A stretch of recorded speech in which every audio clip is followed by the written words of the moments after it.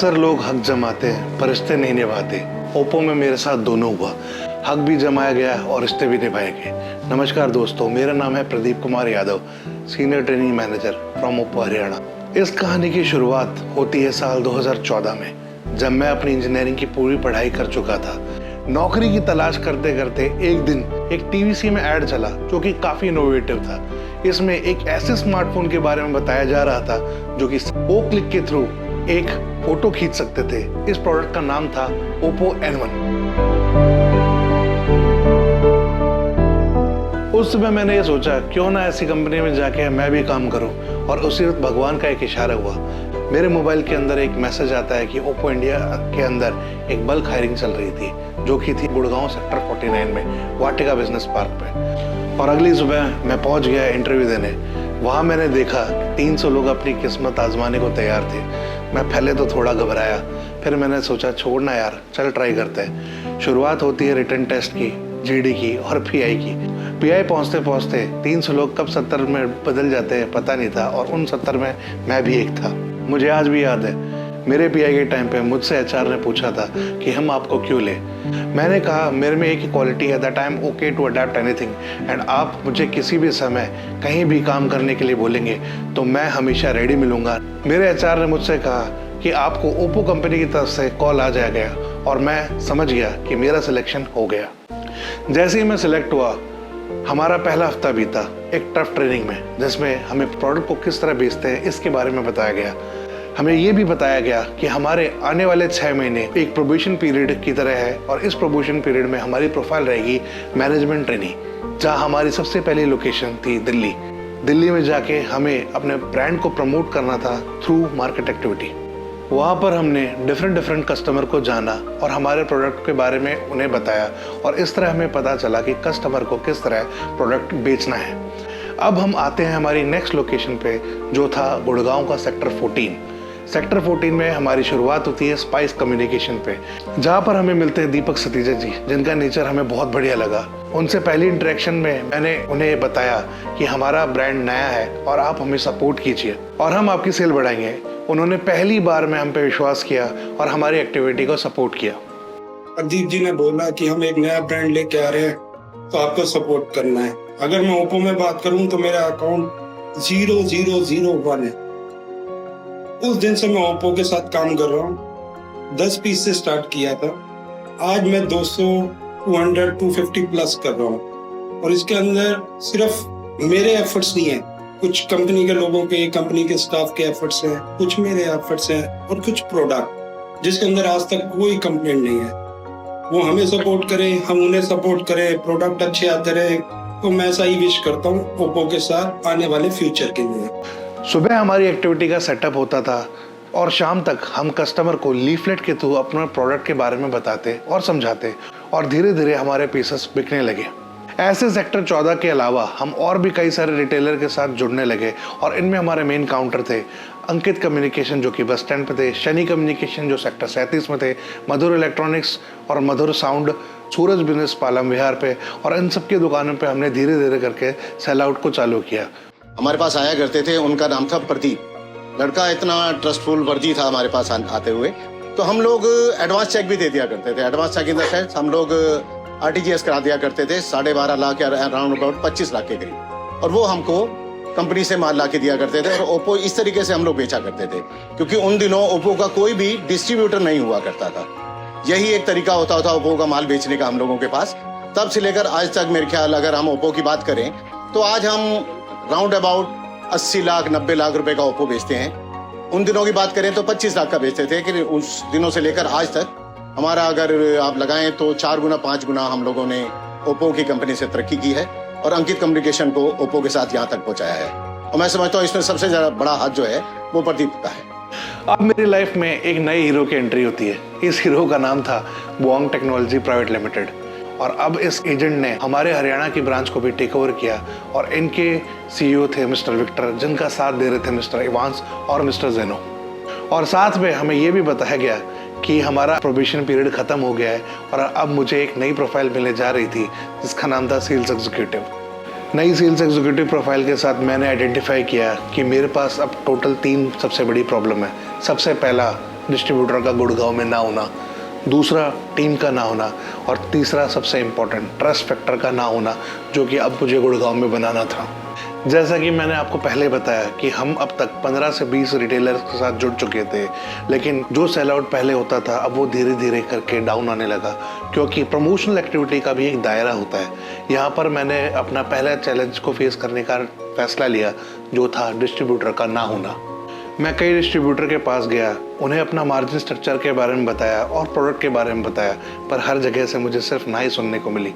धीरे धीरे करके चीज़ें हाथ से निकलती गई और अब मुझे ये लगा कि अब वो टाइम आ गया है जब मुझे अपनी सैलरी को जस्टिफाई करना ही पड़ेगा। तो मैंने खुद से एक इनिशिएटिव लिया और अपनी मैनेजमेंट को जाके एक आइडिया दिया, क्यों ना हम एक डायरेक्ट बिलिंग शुरुआत करें। मैनेजमेंट ने मुझ पर भरोसा दिखाया और मुझे अलाउ किया कि हम डायरेक्ट बिलिंग करें। मेरे पिछले एक्सपीरियंस की वजह से मैं 15 से 20 रिटेलर के साथ ऑलरेडी जुड़ चुका था।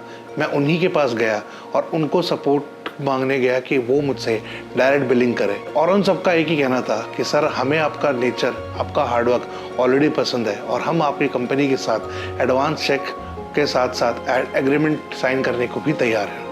मेरा पहला प्रॉब्लम सॉल्व हो गया था, जो था डिस्ट्रीब्यूटर। मुझे मेरी दूसरी प्रॉब्लम को सॉल्व करना था, जो था टीम का ना होना।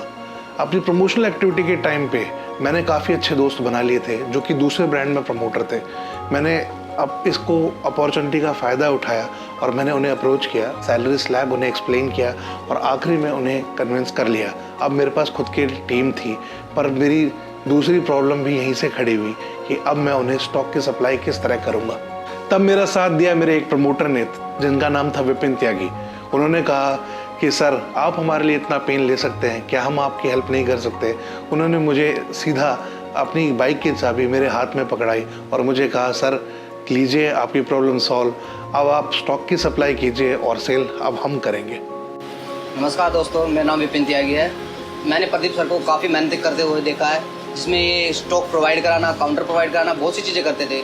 इनके पास व्हीकल ना होने के कारण भी इन्होंने काफ़ी सारा काम किया है, जैसे स्टॉक देना, काउंटर देना, हमारे पेमेंट वगैरह देना। सम टाइम जब सर प्रदीप सर को ये चीज़ें करने में थोड़ी डिफ़िकल्टी होने लगी तो मैंने प्रदीप सर को हेल्प की, अपनी बाइक उनको दी, जिससे हमें थोड़ा ईजी कन्विंस हुआ। इनकी मेहनत और लगन देखते हुए मैंने भी मेहनत की, जिससे मैं अब एक स्टोर का ओनर बन चुका हूँ, जो JMD मोबाइल के नाम से सदर बाज़ार जनता मार्केट में। उसके बाद शाम के 6 बजे के बाद मुझे वेयरहाउस से स्टॉक मिल जाता और मैं मार्केट में स्टॉक सप्लाई कर दिया करता, और धीरे धीरे करके शाम को मेरी सेल आनी चालू हुई। यही प्रोसेस हर दिन रिपीट होती रही और वो दिन भी आया जब गुड़गांव के अंदर 20 पीसेस पर डे की सेल आनी चालू हो गई और धीरे धीरे करके मार्केट में ओप्पो का अब एक नाम होने लग गया था। तब मेरी लाइफ में एंट्री होती है कृष्ण पचार की, जिसने मेरी वर्किंग स्टाइल और मेरी ब्रांड की सेल आउट स्पीड को देखते हुए विष्णु मोदी जी के पास मुझे लेके गया, जो कि मोदी कम्युनिकेशन के मालिक थे। उनसे मिलवाया और उन्हें बताया कि फ्यूचर ओप्पो का है, आप इसमें इन्वेस्ट कीजिए। मेरी पहली मुलाकात में विष्णु मोदी जी को मुझ पे ट्रस्ट हुआ, क्योंकि मैंने उन्हें हमारी कंपनी के मार्जिन स्ट्रक्चर, आने वाले प्लान और प्रोडक्ट की क्वालिटी के बारे में समझाया, और उन्होंने पहली मुलाकात में हमारी कंपनी में 10 लाख रुपए की इन्वेस्टमेंट लगाने का फैसला किया। 10 लाख रुपए की इन्वेस्टमेंट उनकी कब 4 करोड़ रुपए के टर्नओवर में बदल जाएगी, ये उन्होंने भी नहीं सोचा होगा।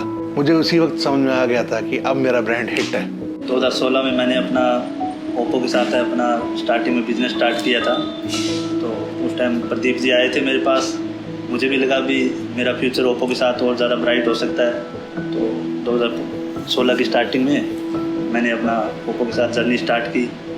उस टाइम लगभग 10-1 लाख के लगभग बिजनेस होता था और आज हम ओप्पो के साथ 4 करोड़ का टर्नओवर कर रहे हैं। प्रदीप जी का साथ हमें आगे ऊंचाई तक ले गया और इन फ्यूचर है हम सोच रहे हैं कि ये और ज़्यादा हमें आगे एक्सपेंड करें। आगे से आगे हम इसी तरह ओप्पो के साथ बढ़ते रहेंगे और ये ओप्पो फैमिली हमारी जर्नी चलती रहेगी इसी तरह। मिस्टर इवांस, मिस्टर विक्टर ने मुझे अगले ही दिन हमारी कंपनी के ऑफिस में बुलाया। उन्होंने कहा कि कॉन्ग्रेचुलेशन, आप हमारी कंपनी के पहले ऐसे एम्प्लॉय होंगे जो सीधा सेल्स एग्जीक्यूटिव से ASM बनेंगे, यानी कि डबल प्रमोशन। और अब मेरी शुरुआत होती है रेवाड़ी और महेंद्रगढ़ में। वहाँ मुझे बेस्ट डिस्ट्रीब्यूटर और बेस्ट टीम को हायर करना था। मार्केट के 2 सबसे बेस्ट सेल्स एग्जीक्यूटिव को मैंने वहाँ पे हायर किया।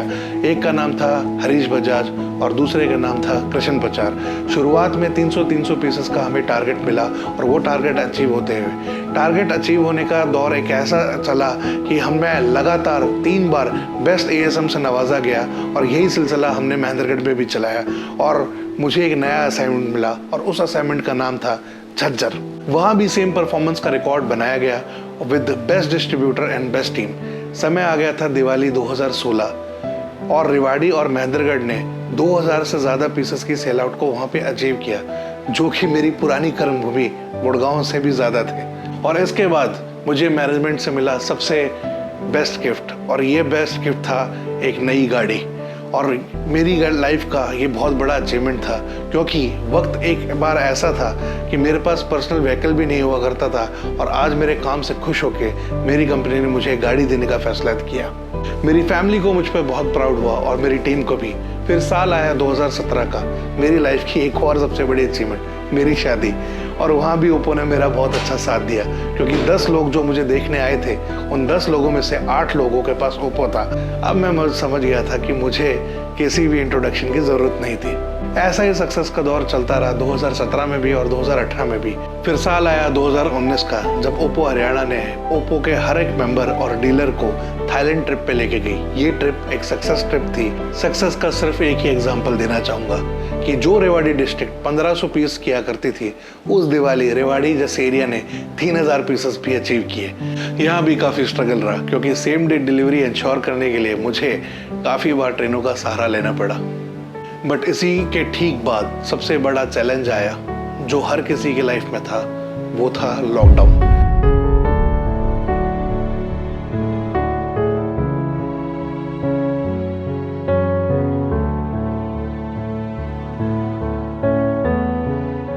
जहाँ कंपनीज अपने एम्प्लॉयज़ को ले ऑफ कर रही थी, वहाँ ओप्पो ने सपोर्ट किया अपने एम्प्लॉय की फाइनेंशियल और मेडिकल ज़रूरतों को। सभी सेल्स स्टाफ अपने प्रमोटर और अपने रिटेलर को जूम पे कनेक्ट करते थे और एक दूसरे को मोटिवेट करते थे। और इसका फ़ायदा हमें लॉकडाउन खुलने के बाद समझ में आया, जब 2020 के एंड और 2021 की शुरुआत में रिटेलर ने हमारा अच्छा साथ दिया कि 2021 और 2022 की दिवाली भी ओप्पो वाली थी। इसी दौरान कंपनी ने मेरी मेहनत को देखते हुए मुझे एक और डिपार्टमेंट संभालने को दिया, जो कि थी ट्रेनिंग टीम। ट्रेनिंग टीम ने मेरा बहुत अच्छा साथ दिया और हमने मिलकर ट्रेनिंग टीम को एक नई ऊंचाइयों पर पहुंचाया। तो आज हम साल 2024 में हैं और मैं आपसे उम्मीद करता हूं कि ये दिवाली भी ओप्पो वाली होगी, क्योंकि ओप्पो एक ऐसी कंपनी है जो अपने एम्प्लॉयज़ और अपने रिटेलर्स का फीडबैक लोअर मैनेजमेंट से लेकर अपर मैनेजमेंट तक हर कोई आपके फीडबैक पर ध्यान देता है। अगर ओप्पो मुझ जैसे एक एम्प्लॉय के सपने साकार कर सकती है, तो मैं आज कॉन्फिडेंस में एक बात आप सबको कहना चाहता हूँ, ओप्पो है तो मुमकिन है और ओप्पो के साथ आपके भी सपने होंगे साकार। ये दिवाली ओप्पो वाली। Thank you.